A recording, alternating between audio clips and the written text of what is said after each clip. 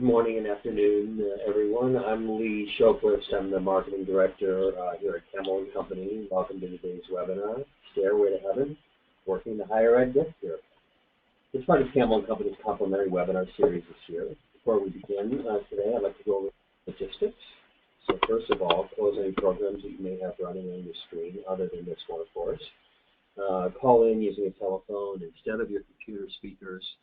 Move your cell phone away from your computer, which will help to minimize any sort of feedback issues.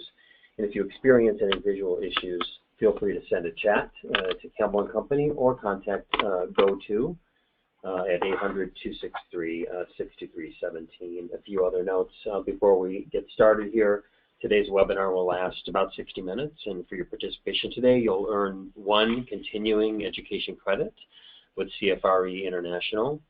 Later today, you'll also receive an email from GoToWebinar that includes information on how to download your certificate, as well as a PDF of today's presentation. Also, the webinar today is being recorded, so you'll receive a link to the recording as well. We want to remind you that we do welcome your questions throughout this webinar, so feel free to type them into the questions box in the GoToWebinar control panel, which is over there on the right-hand side of your screen. If we can work that question in during today's conversation, we will do so, but we also typically hold time at the end of a webinar for a Q&A portion also. Now I think I'd like to introduce our speakers for today, James Plurd and Carrie Dahlquist. James is a senior consultant who's CFRE certified. He spent 25 years in the field with a focus on education and youth, but clients really in all sectors, and 11 of them in higher ed. 11 of those years, in higher ed. He also has a focus on major gifts, board development, and campaign strategy. Carrie Dahlquist is Strategic Information Services, the director of that group here at Campbell & Company, with 17 plus years in the field and 7 with a focus on higher ed. She also, like James, serves clients in all regions and sectors, but she has a particular focus on strategic planning, analytics, and relationship management.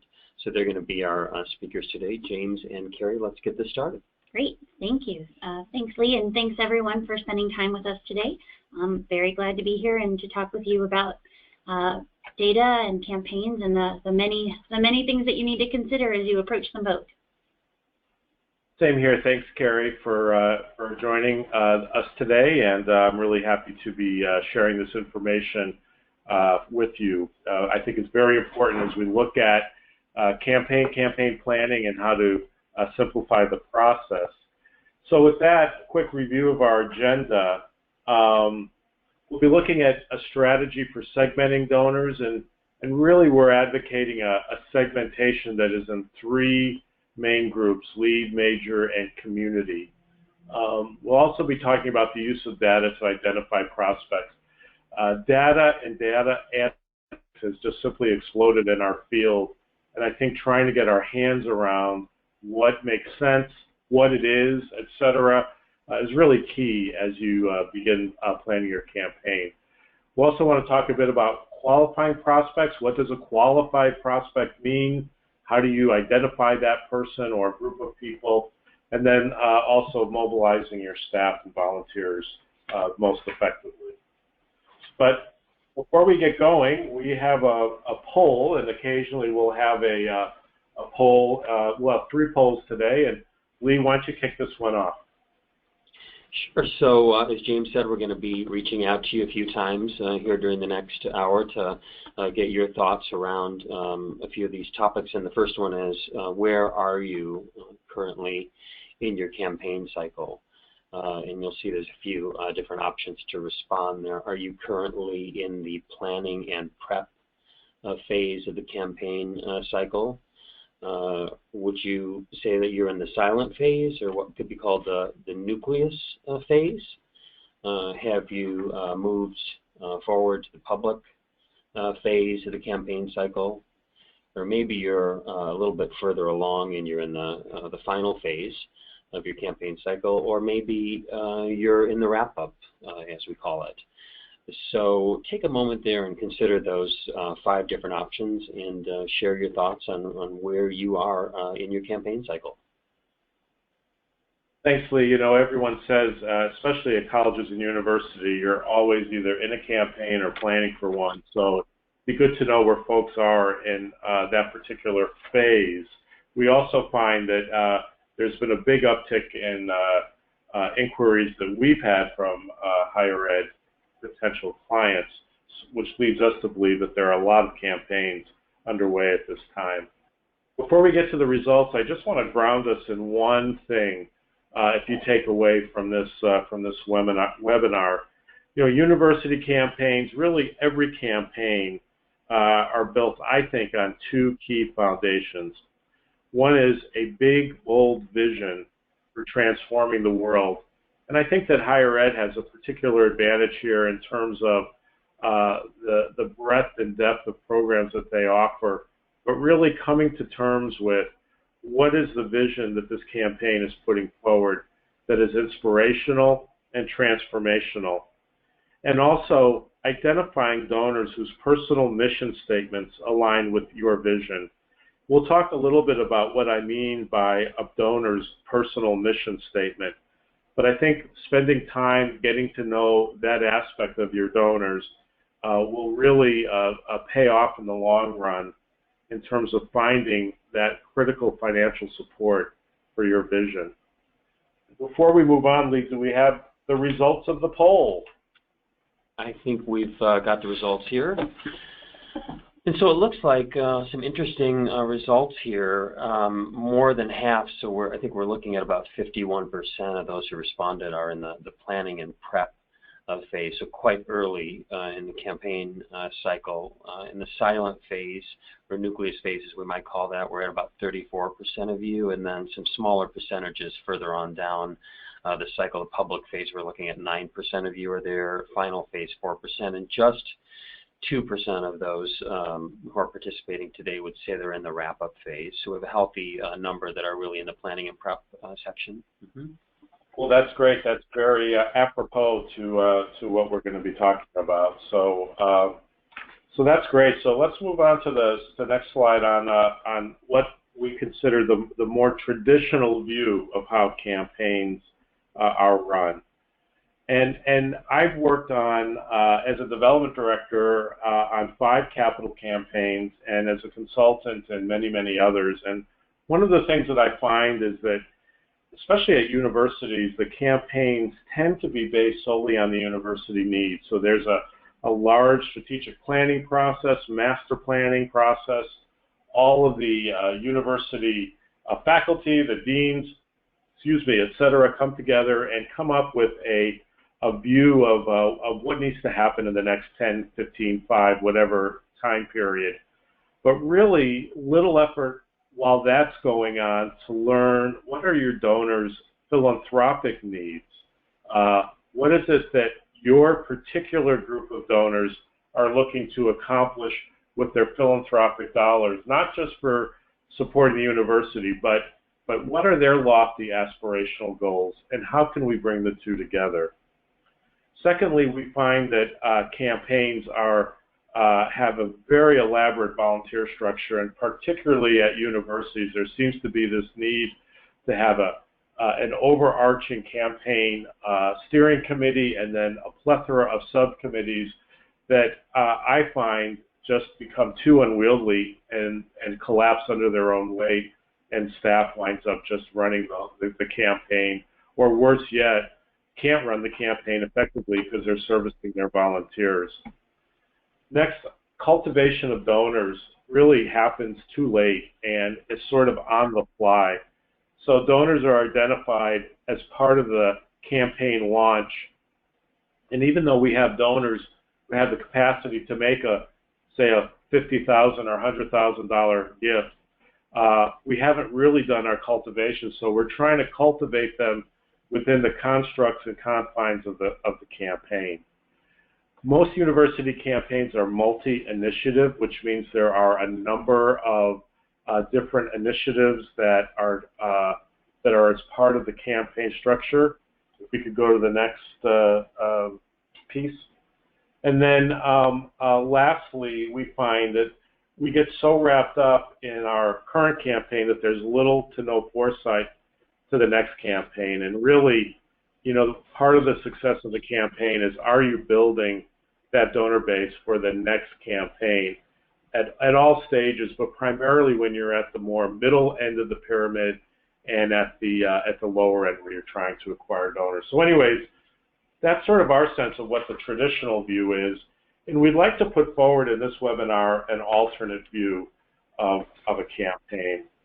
So, to really get the fire started, we think the campaign planning needs to include donor interests. And by that I mean going out and finding what are the interests of our donors, what are their aspirations, what is it they want to achieve with their philanthropic dollars, and bring that into the planning process so that the initiatives that become part of the campaign include a consideration for that as well.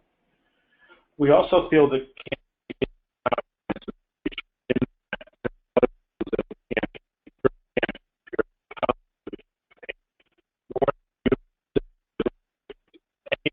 James? It really simplifies the counting structure for one, and we don't get into the whole, thank you for your gift. Excuse me, James? Yeah, go ahead, Carrie. Sorry, just wanted to jump in. I think you broke up there just a second ago. Do you want to do a very, very quick recap on what we were talking about just a moment ago about the alternate view of campaigns? I think we lost you on the vision. Oh, sorry about that. Okay. Oh, that's okay. So, all right. So hopefully, yeah, I'm back on. So basically, when putting together the vision of the campaign, instead of having it based solely on university interests, and while you're conducting your strategic planning process, we feel that the development office should be involved in doing an assessment of its donors' interests. What are their particular goals, aspirations for their philanthropic dollars? And again, not just for the university or for your particular nonprofit, but in general, so that we can find a place of alignment for our donors and have that inform which initiatives make sense for the university to go for. Next, I think what I was saying is we were finding that more and more universities are going toward comprehensive campaigns, which we think simplifies counting and helps everyone be part of the campaign effort. We also find campaigns are more successful when they really are big vision based, that we really need to transcend the individual initiatives into a major transformational vision. And if we can't get to that point, it's going to be very difficult to gain that sort of enthusiasm and momentum. We also see more of a trend toward a strategic use of volunteers, which we'll go into in a bit. But instead of looking at a campaign volunteer structure and then fitting the campaign into that, really look at the role of volunteers and how a structure can be developed that would really have your volunteers in service to the campaign. Finally, the last two things are analytics to drive donor potential. Really, most campaigns of any significance require a use of donor analytics to find those potential donors and help to organize your workflow. And lastly, once those donors are found, how do we provide really true qualification to know where our donor pool really is? So we'd like to put forward and break down some of those alternative views if we can. So on the converse side, some of the potential pitfalls is really, just the opposite of everything I've said. So poor sense of donor interest. The narrative really equals just what we call a bunch of projects. Lack of due diligence in terms of donor capacity and donor numbers. A lack of true volunteer leadership. Too few donor prospects. And one thing that I think is overlooked is the staff is not motivated. It's really easy to overlook motivating your staff. You feel like people feel like they're there, they're being paid, they should be interested in this. But not always the case, and we'll talk a little bit about the importance of motivating your staff to be part of the campaign. So next, we have our second poll that I think Lee's going to lead us through on obstacles. Sure. We would love to get your thoughts on this poll about maybe what some of the biggest obstacles you've faced have been in your campaign, and you know, some of them you'll see listed there. Certainly, some might not come as a surprise. You know, we have a lack of vision-oriented narrative that can sometimes exist. Lack of leadership as well. Sometimes too few prospects out there. Perhaps there's an issue of the staff being spread a little bit too thinly. And then, of course, this won't apply to anybody, but no obstacles at all. So take a moment and just think where you sort of fall on this obstacle continuum, if you might call it that. And we'll have the results back for just a moment. Mm-hmm.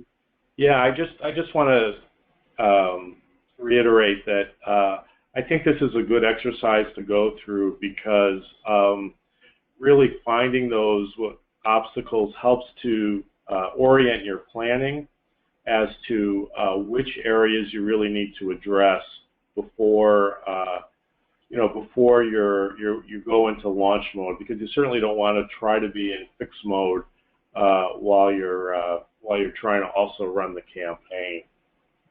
So before we move on to some data-related information, how are we doing on results of this poll right here? Well, you know, starting with the biggest group, I think, you know, the most important thing that we're hearing out there, that 41% have echoed is that their staffs are spread a little bit too thin. So that's 41% of you have said you're challenged from a staff resource perspective.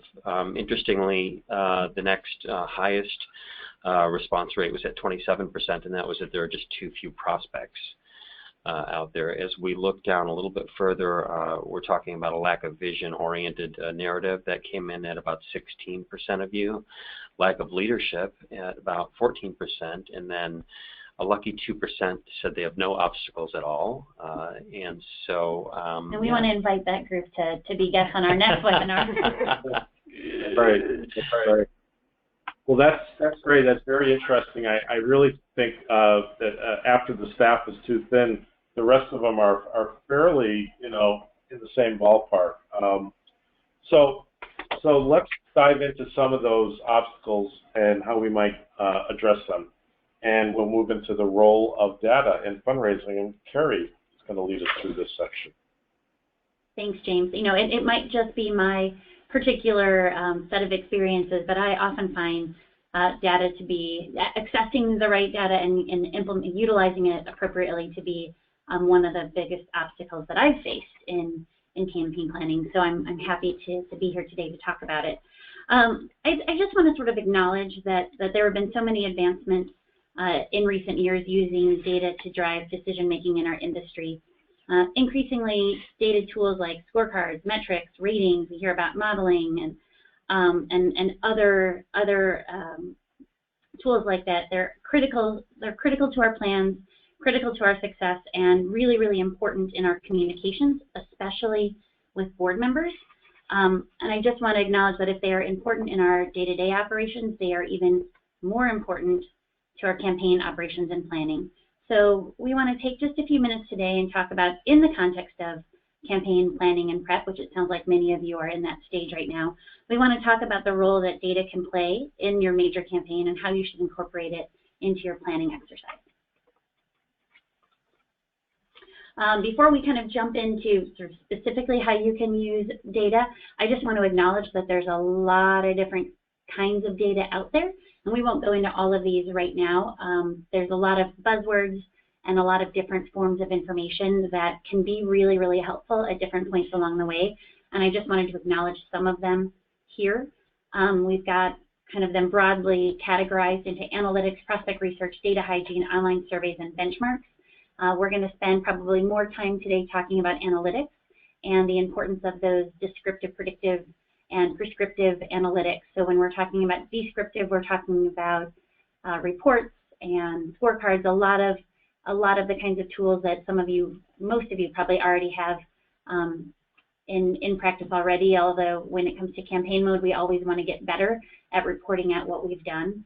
And then, we're going to spend a little bit of time talking about predictive analytics. And when we're talking about predictive, we're talking much more about scoring and modeling and how you can use that to inform the decision-making process, and prescriptive analytics goes along with that. Prospect research is really kind of our traditional prospect research, relying on electronic screenings and hard asset screenings, as well as ratings from your prospect research staff. Data hygiene, I think, is growing more and more important as we rely more and more on the data. It's that much more critical that it be reliable. So, many of you are probably already doing your national change of address updates, that NCOA updates, which is great and really, really important to make sure that we can track our folks down. But there's a lot of additional information out there in terms of data appends that we can now capture, and there are many vendors out there who market them, things like email and age and phone number, deceased record finders. There's all kinds of other data out there that can really be helpful in helping you think through how to interact with your constituents, and can be really helpful when you're starting to build models and scoring. Online surveys, this is something that institutions are getting more comfortable with, and I think can be really, really helpful as you think through your different stakeholder groups. And benchmarks, some of you do this already informally, and some of you do it formally. Just getting a sense of where are your peers and what are kind of appropriate annual benchmarks to target can be really, really helpful. And then we just want to acknowledge we're going to talk, as James mentioned earlier, we're going to talk about the entire pyramid today, those leadership, major, and community prospects. And I just want to, at a high level, talk about how data can support fundraising efforts in each one of those areas. So when we're talking about those leadership prospects and donors at the very top of the pyramid, James is going to go into this a lot more in just a moment, but this is really going to be driven by the information that you and your key stakeholders know about these folks, but it can really be helped and supported by prospect research and doing a deeper dive into what information is out there that can help drive strategy. At the middle of the pyramid, when we're talking about major gift prospects, we really begin to focus more on data, and in that case, we're talking about both capacity, what can we ever uncover in terms of sort of hard asset screening, as well as affinity that we can get to through models and scoring. And so the combination, when you're in that middle of the pyramid, those major gift prospects, the combination of both capacity and affinity can really help you uncover prospects and future prospects. And then we'll spend a little bit of time talking about the importance of qualifying and beginning to manage that group. And then at the bottom of the pyramid, or toward the bottom of the pyramid, when we're talking more about our community prospects, again, we're really relying more on modeling and scoring engagement indicators to identify others who look like they might be worth bringing in closer to the organization and begin to cultivate as a group. The goal is there to see who can self-identify and who can we then dedicate additional resources to. And just want to acknowledge that surveys can also be really useful here. So I want to spend just a moment talking through how you can take all of that information at the top end of the pyramid, the middle end of the pyramid, and the bottom end of the pyramid to really help drive thoughtful conversations about what the gift table can look like. And here we're looking at a very, very simple gift table. This is just sort of a sample to highlight the exercise we go through often at Camel & Company and Collins when we're looking at identifying gaps. So here on the left-hand side of the table, you can see we've got certain gift levels and the gift levels that are needed, as well as the qualified prospects that are needed at each level. And then on the right side is really the outcome of our information gathering and our analytics work. So here we've identified prospects, and you can see them in that sort of first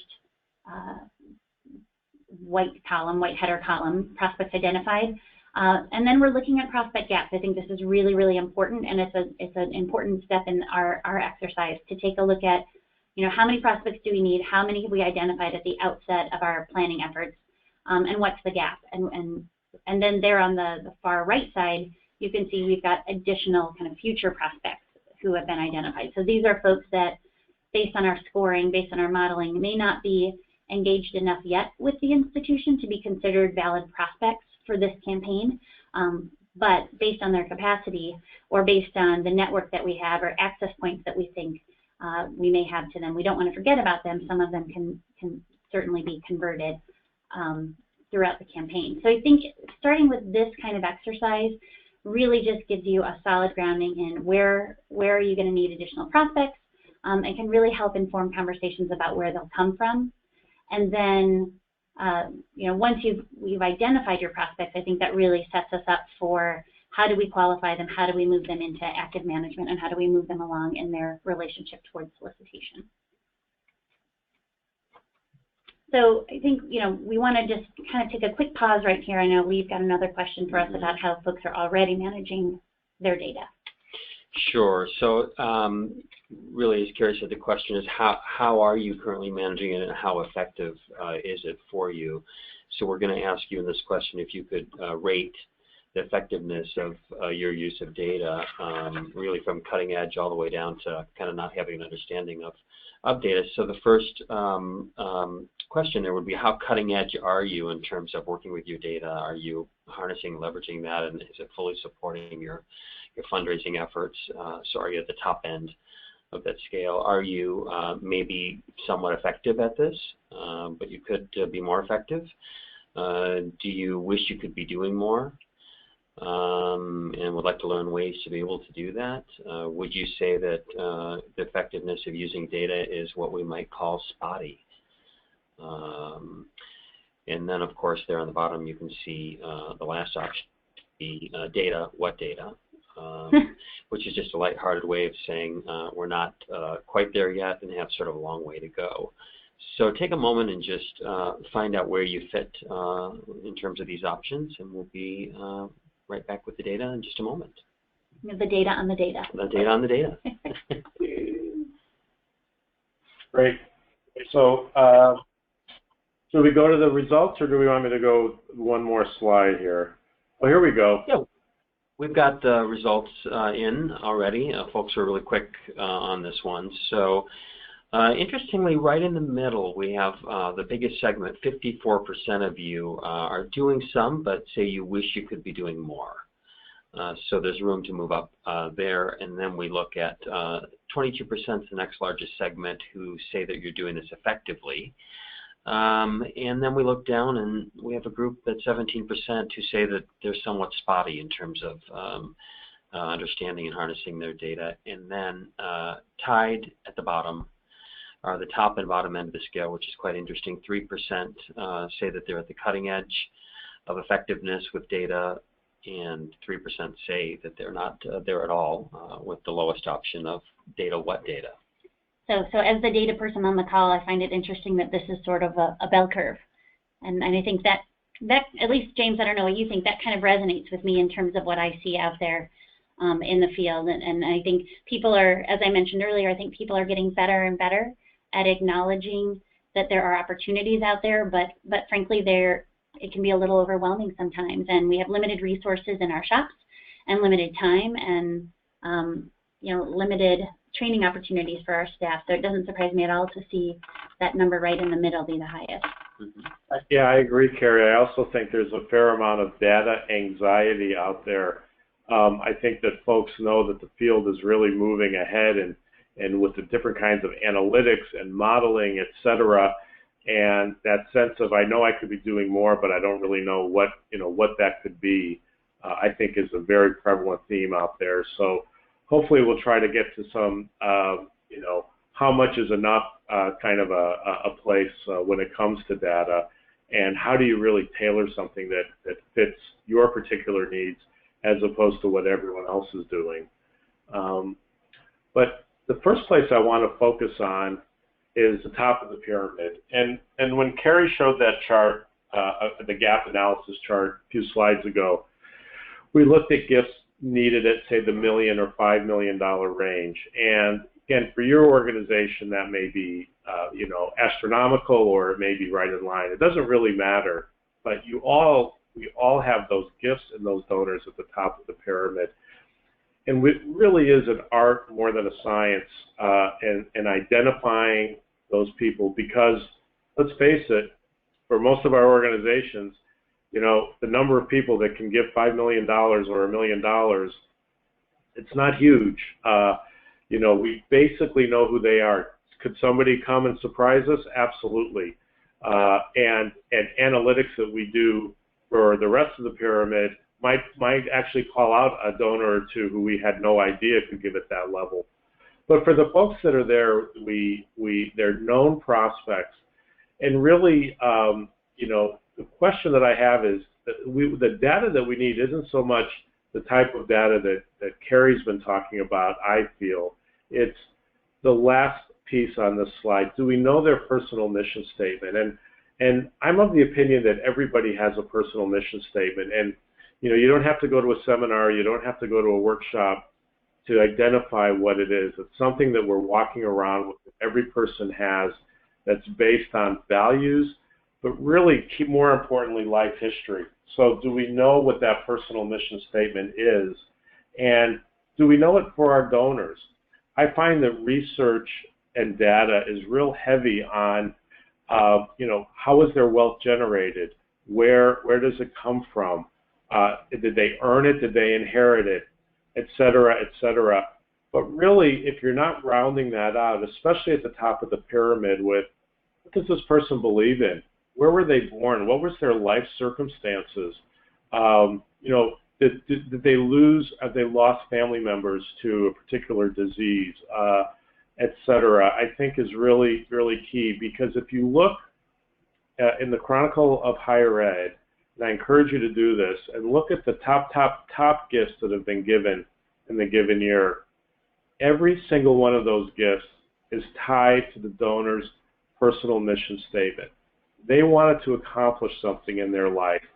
They wanted to see research that would bring a cure for cancer. They've lost loved ones to Alzheimer's. They're a survivor of the Holocaust. Whatever it is, those personal mission statements drive where they give. And so if you don't know that, I feel like you're missing a big opportunity, especially at the top of the pyramid. And if we look at the next slide, a few other thoughts about the top of the pyramid and finding that to your donors. It should be integral to your campaign planning. What I find is that universities, as I said before, do a lot of work developing strategic plan, campus master plan, and they come up with, say, a plan to build a new science building, because that's the most pressing need at the university. But you've got your top donor who you feel with the right amount of cultivation and motivation could endow a faculty chair. That's his or her biggest interest. Why not use that as part of your campaign? And perhaps there's a way of melding that interest with the new science building or the new whatever building. But instead of just developing the plan and then trying to find everybody to fit into that pigeonhole, if you could, find out what your donors need, it's integral to your campaign planning. So in the next slide, we're going to see that what I'm talking about is where the donor interests meet university needs. And also, if you find that significant gift, even if it is not tied to specifically those interests, look at it as potentially a launching gift for your campaign. So you can be out there with a major gift to fund something that will benefit the university, that will help to transform the world, which is your ultimate mission statement, and look at building a campaign around that instead of building the campaign and trying to find some donors to fit in.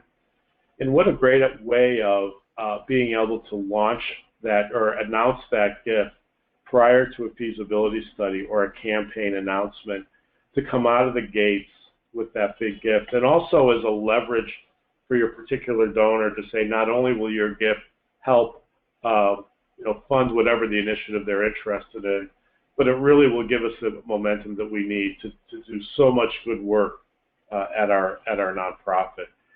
So a few things about the top of the pyramid that I think are worth paying attention to as we look at going into a campaign. Next, we've got the middle of the pyramid, and this is a little bit more where analytics come into play. And Carrie's going to talk about that. Great, thanks, James. Yeah, I think, and I might posit that, you know, here we're saying middle of the pyramid is all about science. I might actually suggest that the middle of the pyramid is probably most where science and art kind of come together. That I think you can really drive a lot of activity in the middle of the pyramid through science and by leveraging data. But at the end of the day, the outcome is to develop relationships. So I'm going to kind of take that approach as I walk through this slide. I first want to acknowledge, as I said, that, you know, analytics can really help develop a prospect management system.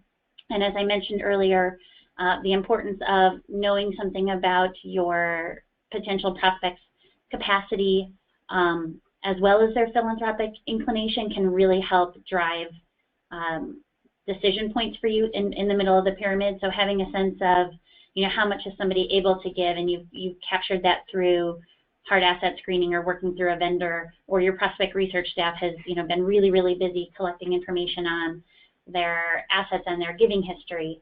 And then mirroring that, if you can, with analytics can be really helpful. So whether you're developing an engagement score in-house, and more of our shops are beginning to do that, or whether you're working with an outside vendor like a Target Analytics, a Donor Search, a Wealth Engine, an iWave, to help you come up with a modeled score, you know, a likelihood score, whether that's their likelihood to be a major gift prospect or a planned giving prospect or an annual giving prospect.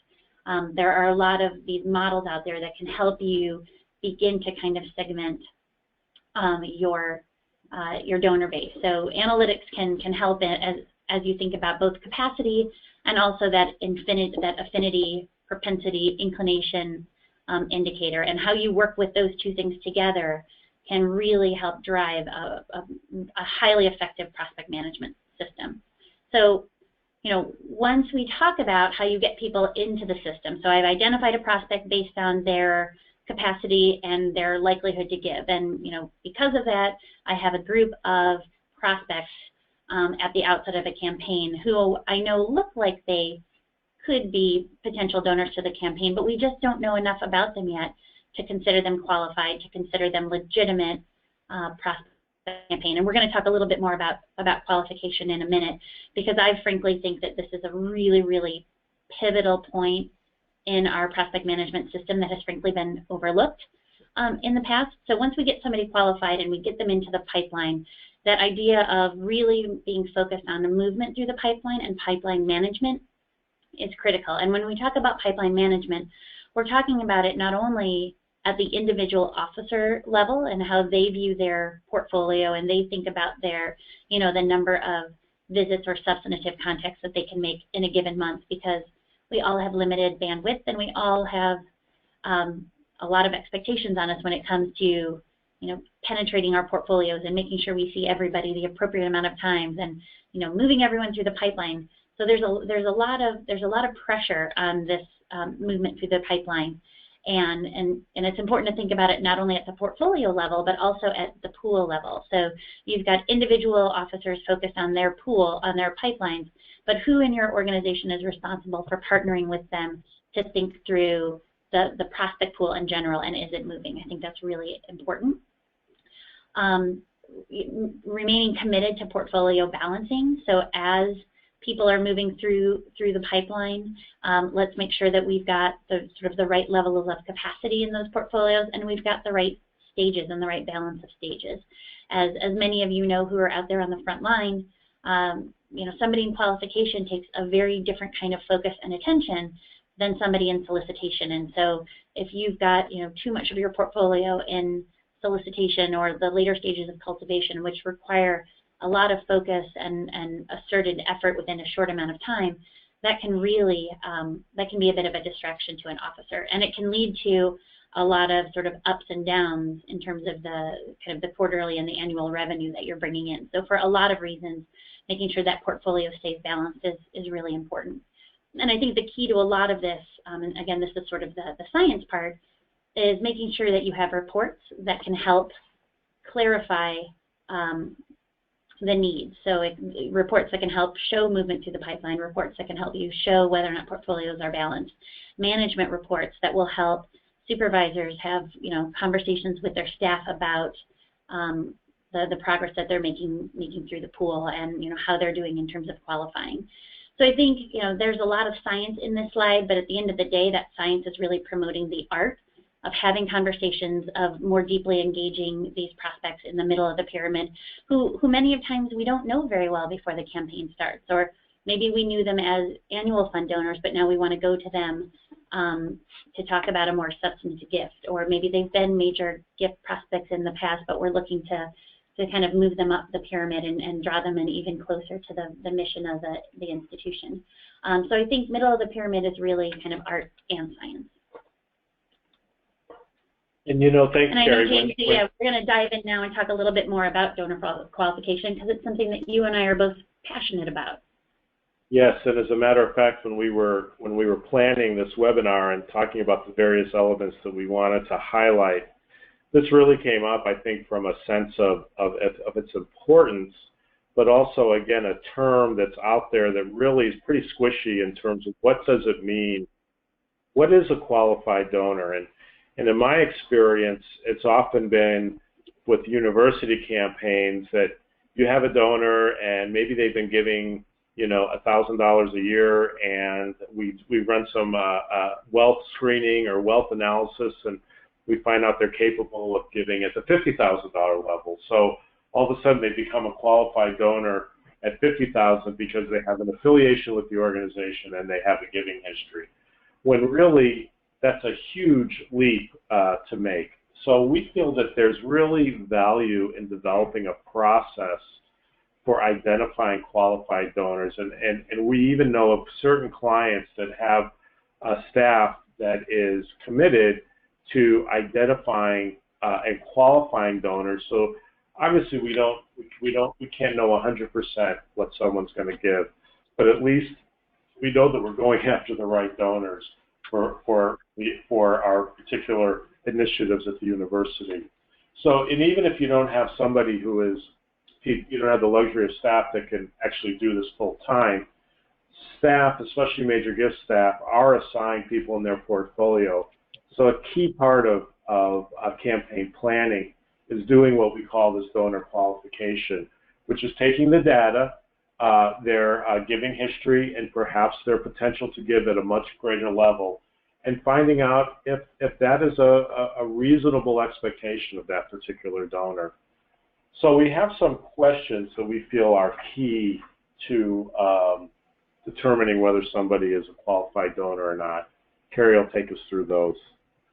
Great, thanks, James. And I just want to underscore, I think the reason this is so important is because I think everyone is growing more and more comfortable with the term qualification and the need to do it.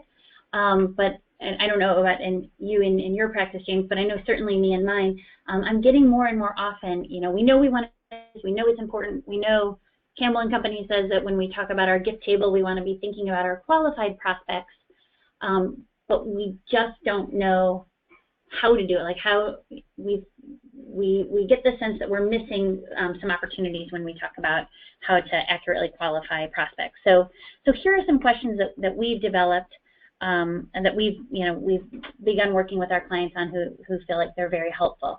The first was, if you are a frontline officer and you're in a qualification meeting, you're in a first-time visit, or you're requalifying somebody, frankly, who perhaps has been an annual giving prospect, but you've never really had conversations with them about their higher end or their campaign potential. The first question that we want to answer was I able to confirm initial thoughts about capacity? So generally, we have some idea heading into these meetings what somebody might be capable of giving in terms of their philanthropic support. And we want to be able to say, did I get indicators that confirmed our initial thoughts on someone's capacity? The second is, did I learn information about linkages, who the prospect may know or how they may ultimately connect? So did I learn something about how they want to be tied in or how they could be tied in to the organization that might help us down the road think through, who we can partner with or what programs that person might be interested in learning more about. And I think, James, that one in particular perhaps ties back to the personal mission statements that you were talking about before. The third question is, did I learn preliminary information about the prospect's area of interest, which may ultimately map to our priorities? And again, we're getting back to that personal mission statement. So was I able to take discrete pieces of information away out of our conversation that will help guide future conversations? And finally, did the prospect demonstrate an inclination to support us at a major gift level in the near future with the proper cultivation? And frankly, I think this is the question that we miss the most often, and it could be phrased even more depending on the organization you're in. It could be phrased even more deliberately. We could be saying, does the prospect seem like they are willing to give, at the major gift level, fill in the blank for whatever that is in your organization within the next 3 to 5 years, within this campaign? Because I think sometimes, we end up having people lingering in cultivation for a really, really, really long time. Maybe because we didn't ask this question, or we weren't really thoughtful about the answer that we were kind of getting back from it. Anything you want to add to that, James, before we move forward? Yeah, just a couple of things. One is, we are in a very human-oriented business, and we're human beings, and we're dealing with other human beings. So being able to identify these questions and have answers to them 100% certainty obviously is not the goal. The goal is to get a good working sense of this prospect's ability and inclination to give. And then secondly, if you're looking at these questions and thinking, my goodness, in a campaign there's hundreds and hundreds of donors, how can I possibly gather all this information? The reality is it's 20, depending on the size of the campaign, it's 20 to 30 to 40 donors who are really going to determine the success or failure of the campaign at that upper end level. So really, do we have that strong, relatively limited pool of donors who are going to make or break the success of the campaign? And if we can really qualify that many major gift donors, at the top, I would say the middle top and the top end of the pyramid will be going a long way toward our success. Great, I agree 100%. So now that we've talked a little bit about the top and the middle of the pyramid, we're going to switch gears and talk about those community prospects and donors at the lower end of the pyramid. And I think that it's important, just keying off of what James said a moment ago, these folks are important not necessarily because they're going to help us get to that big number. I mean, there are different figures out there now, but some people say 5% of your donors are going to make 95% of your gifts. And so to underscore James's focus on the top end of the pyramid, really critical. But this part of the pyramid, the kind of community on the lower end of the pyramid, is really important to help just drive community engagement and goodwill and participation, and really reinforce the case and the institution's commitment to its stakeholders, and enforce the impact that it's having in its broader community. So the lower end of the pyramid is, first of all, it's kind of all about records and numbers. I would love to say that when I was managing annual funds, I knew every single person at the bottom of the pyramid, but that would be a lie. I knew some of them. I knew many of them. But the numbers just get too big at the bottom of the pyramid for us to know them all individually. So it's all about managing record and number flow. However, I think you can really use those scores, those ratings, those likelihood scores, whatever resources you're able to acquire in your planning efforts to help you think through affinity or inclination or propensity. You can use those scores in really, really smart ways in this part of the pyramid to help people feel like you are more aware of them and more aware of their interests than in fact we might be. And I think we should all strive to use these scores more effectively, because they can really, really be helpful. And I think we can get smarter and smarter about segmenting groups to think through, of those folks who look like they have higher capacity or higher inclination in this group, maybe those who have been regular annual fund donors, how can we kind of peel off those target segments? Or maybe there are key regional groups or, grad years. Like there's lots of different ways we can think about segmenting people in this part of the pyramid, and only you, when you begin to look at your individual and institutional data, will you begin to see the patterns that are emerging. But sitting down deliberately with that data and thinking through how you can segment it can be really, really helpful. And in particular, if you can take those segments and think about the communications and the events that you already have in the queue, I think this is really, really important. I talk about it a lot. The goal here is not that you go out and develop all new strategies to cultivate this group. The goal is, how can we work more effectively with communications and events that are already planned, and how can we just do something a little bit more deliberate, a little bit more special around them. So whether that's, inviting people to small, cocktail receptions or something, or stay after for events that are already planned, something that wouldn't require a lot of additional staff attention or focus, I think that can be hugely beneficial. So we've already got a lecture that's planned, but can you do a small group meeting either before or after with the folks in this part of the pyramid who have been identified as having a little bit more capacity or a little bit more inclination, but who aren't yet individually managed? So how can we get to them? How can we kind of begin to cultivate them as a group? And how can we begin to help them self-identify? And you can do the same thing with communication. So if you've got magazines that are already going out, or other communications that are already going out, what kind of cover letter can you put on top of them, for example, that just acknowledges the importance that this group plays in your community?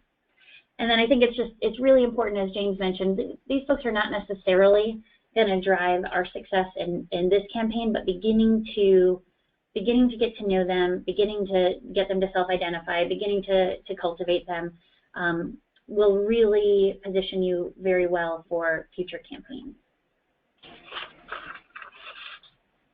Thanks, Carrie. Just a couple more slides. We want to get to your questions, so just a couple more to get through. And one is preparing staff.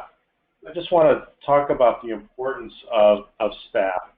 You really need to inspire them. The reason, of course, is because for a lot of your donors, the major gift officer or the development staff person is their primary contact, and they have developed a personal relationship over years. So it's pretty hard to fake when the staff member doesn't really feel that the campaign is very important or critical. Do you want evangelists or do you want major gift officers?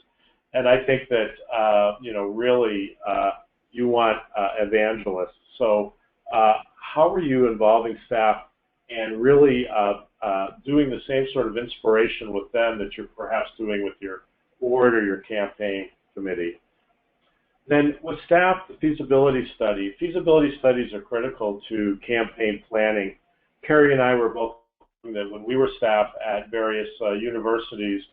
The feasibility study was always presented as, we're going to do the study, then decide whether we're going to go into a campaign, when that really isn't the truth. The truth is, we're going to do a feasibility study to decide how we're going to go into a campaign. So to let people know that the study is part of that campaign prep, and how can they be involved in campaign prep, as opposed to sitting back and waiting for the study to come in with its results.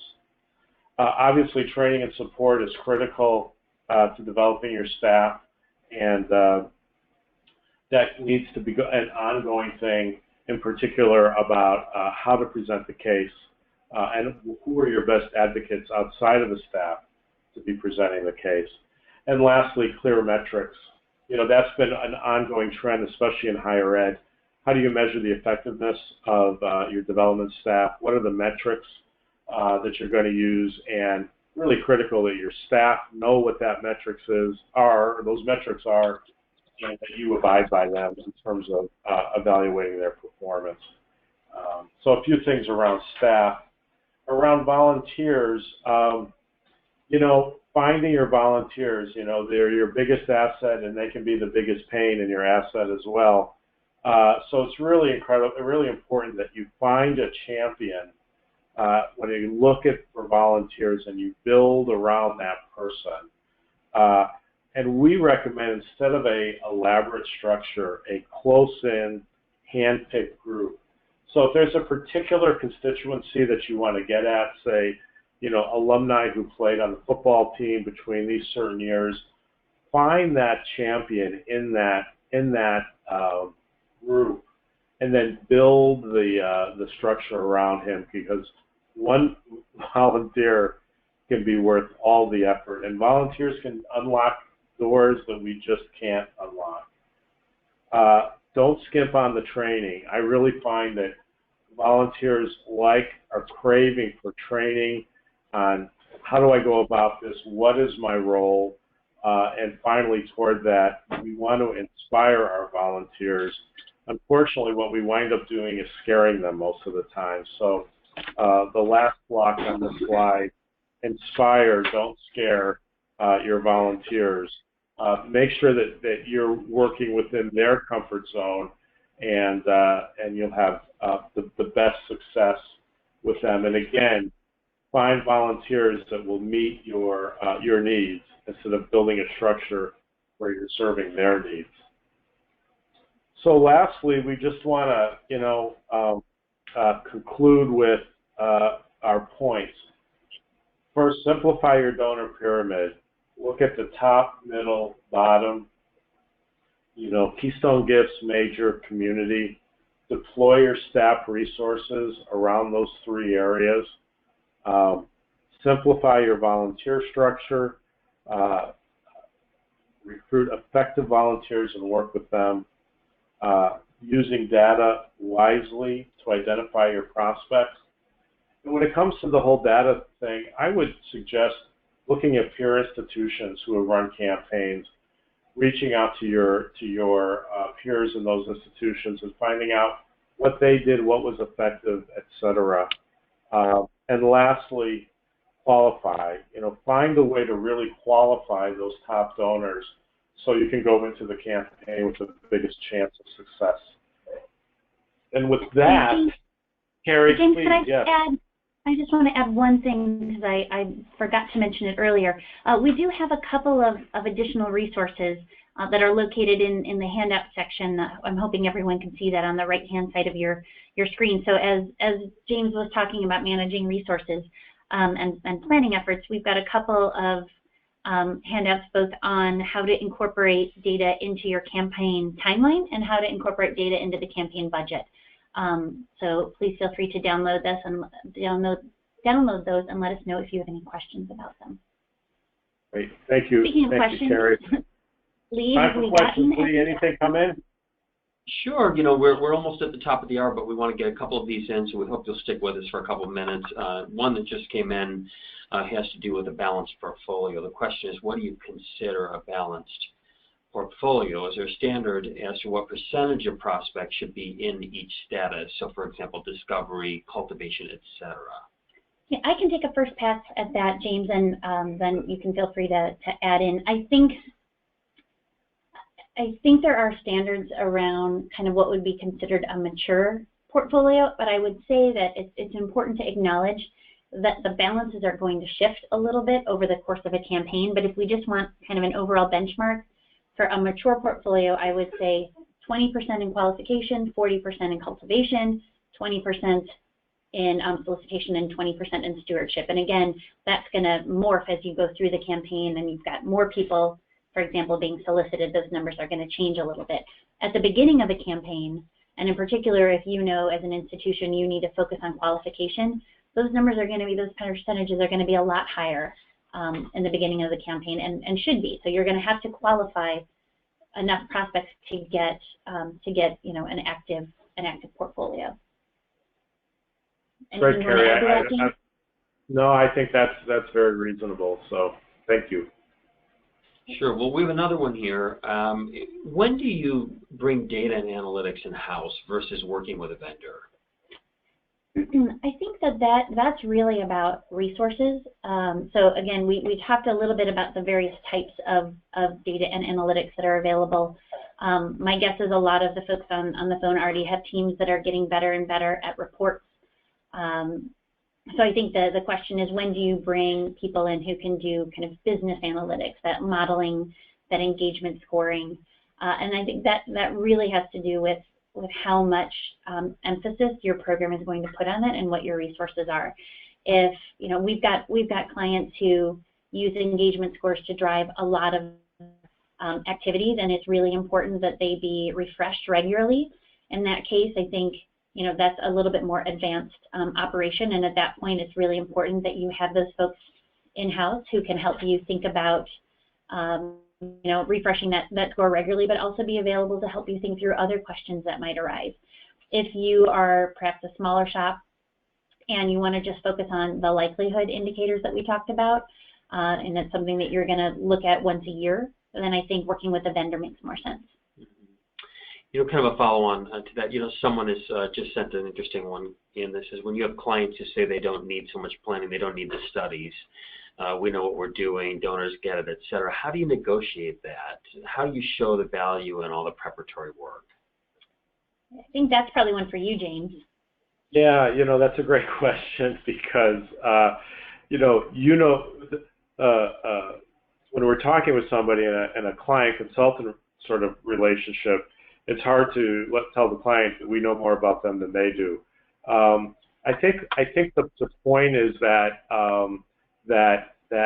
they do know their organization, and they do know their donors, but they know what they know, and they don't know what they don't know. And what we can do is help them figure out what they don't know.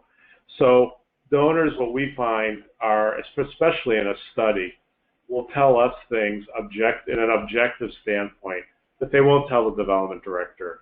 If they feel the development director it could be stronger, whatever, they're not going to share that directly. It's just human nature.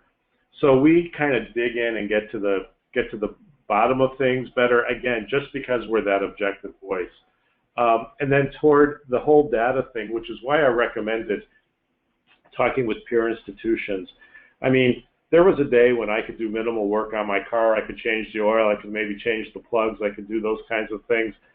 I just bought a car, and I'll tell you, I would need a degree in computer science to work on that thing. So, things have just advanced so much that finding someone who really knows what they're doing, finding an expert that you can trust is really key to getting the most out of it. And I would agree with Carrie that unless you're a huge Division I school with a huge development budget and a massive donor alumni base, typically you're looking at contracting with those data services when you need them, especially around time of a campaign. I think we have time to squeeze just one more in, and that has to do with something that, Carrie, that you talked about earlier. Someone is asking if we can just get a distinction between the differences between prescriptive, predictive, and descriptive analytics. Sure. So descriptive is really sort of summarizing where you have been. We talked about reports and scorecards and dashboards. So descriptive is all about summarizing performance. So when you're talking about, how much money did we raise last year, and we're going to show a table or a chart about that, that's descriptive analytics. That's what many of us are doing, and frankly, I think recognize that we still need to get better and better at. Predictive analytics is where you are starting to ask a question about how can historical performance inform the future? How can it, and that's when we're talking about those engagement scores, those likelihood scores. Based on what has happened in the past, how likely is something to happen in the future? So that's exactly the kind of information that James was just talking about. Whether you're doing it in-house or with a vendor, you're usually doing scoring or custom modeling. And then prescriptive is sort of the future of analytics. It's not something yet that many of us are paying too much of attention to, but prescriptive really is, and it's sort of just an extension, frankly, of predictive. But prescriptive says, based on what's happened in the past and the likelihood of something to happen in the future, what do we recommend? Like, how do we change our behaviors based on this data? And so that's kind of the future of analytics and where we're heading. Great. Well, for those of you whose questions we haven't gotten to today, we'll follow up directly with some additional thoughts on those with you individually. But what we'd like to do is thank you all for joining us today. If we, if you take a moment and fill out sort of a short survey after this webinar, we'll be able to improve in the future. We'd love to get your feedback, and that survey is going to pop up on your screen as soon as this ends. We also would like to invite you, as you can see here, for our next webinar, Fundraising Communications for Fundraising Materials That Work. And that's going to be next month, Wednesday, April 27th at noon Central Time. So thanks again very much for joining us, and have a terrific day. Thanks, everybody. Thank you.